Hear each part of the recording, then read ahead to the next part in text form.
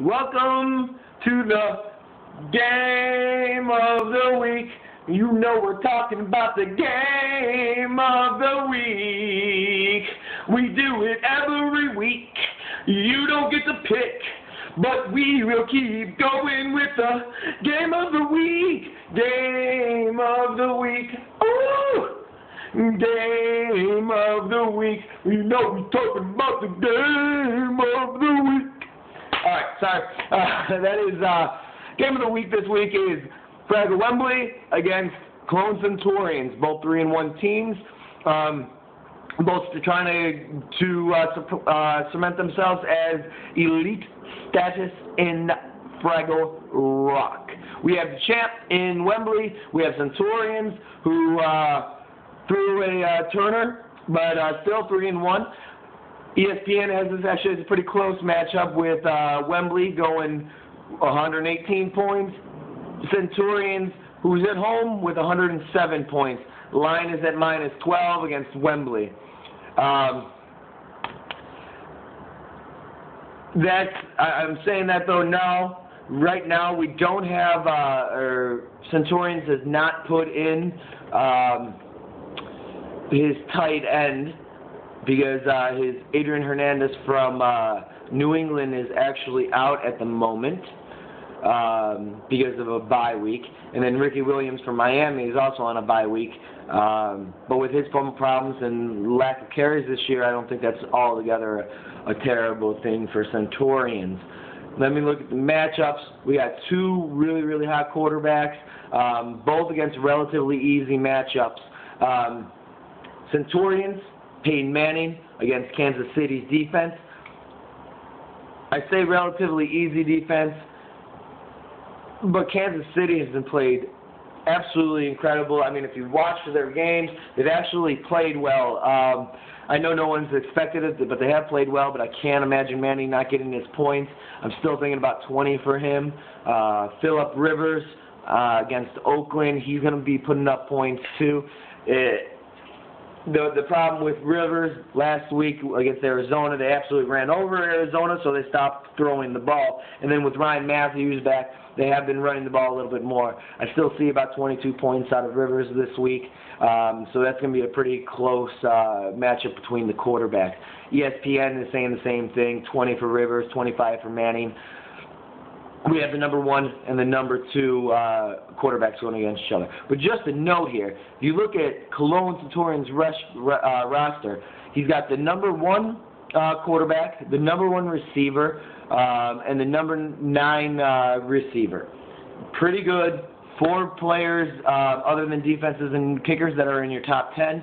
If you look at Wembley, you're wondering how he's actually not 4-0. Number 2 quarterback, number 2 running back, and that's only because Adrian Peterson had a bye last week, still number 1 in average. Number 7 running back in Frank Gore. Number 2 running back in Javid Best. Number 3 receiver in Anquan Bolden. Number 8 tight end in Vernon Davis. And he actually has the number 9 receiver in Terrell Owens. He just doesn't know if he's playing him or Marquez Colston.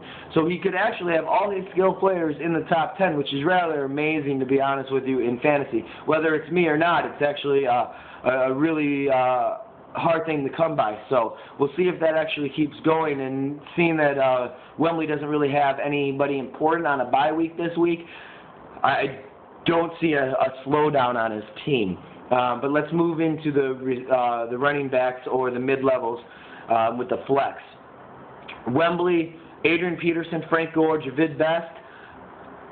Adrian Peterson going against the Jets defense is really strong. We're really going to see how many points he can put up there, and especially with the new acquisition of Moss to the Vikings. What? Moss went to the Vikings? What? See if old-ass Favre can throw it up to him. We'll see. Frank Gore against the Philly defense. Philly's defense is relatively pretty damn good, but they did give up, 30 or I think it was 42 points to Javid Best against them. So definitely they can be had, and Frank Gore is, though not running, getting the yards running as much as usual, He's definitely really, really heavy into the passing game this year. He's number 1 in a lot of PPR leagues this year. So he's gonna get his points. He's gonna get his yards from either the air or the ground. Javid Best going against St. Louis. He's questionable right now. If he starts, that's good. Obviously, if not, Wembley's definitely gonna have to see. He might have to put in T.O. Maybe Brandon Jackson again from Green Bay. We'll see how that works, but I think out of the all three of them together, I think they're going to get about 56 points, almost 20 a person. If you look at Cologne Centurions, Ahmad Bradshaw, Jason Sneeling, Austin Collie.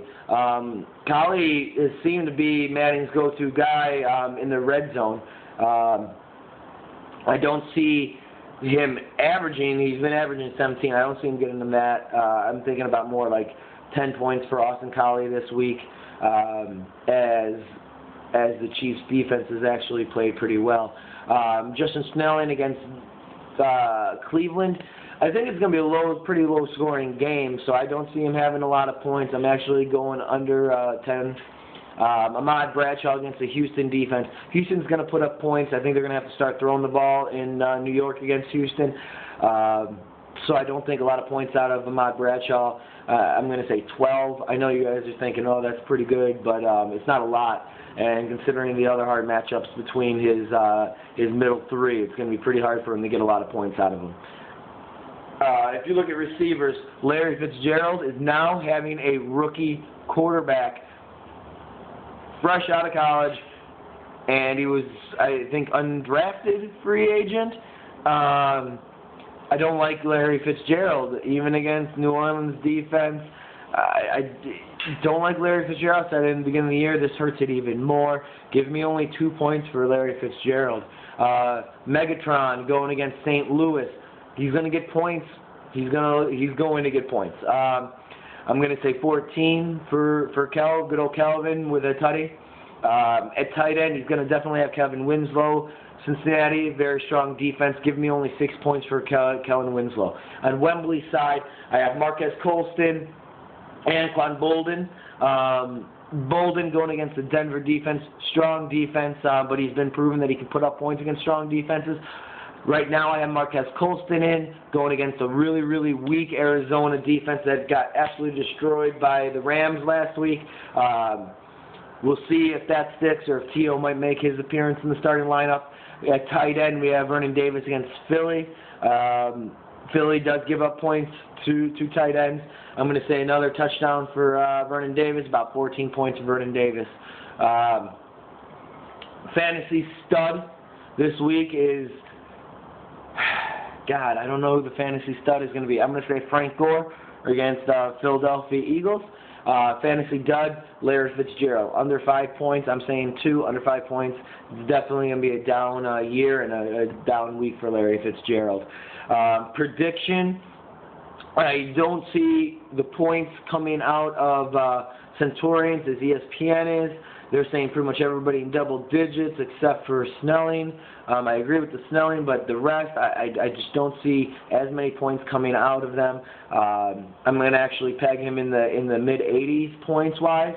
I'm going to say Wembley's going to get back up to his 100 like usual. He's got all his regular people in there. I don't see anybody stopping him from getting over the 100s.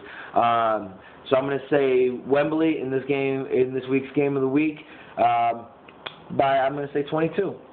German, sorry man, you're dropping to 3-2, but hey, you're at least better than most of these people. Talk to you later. Bye.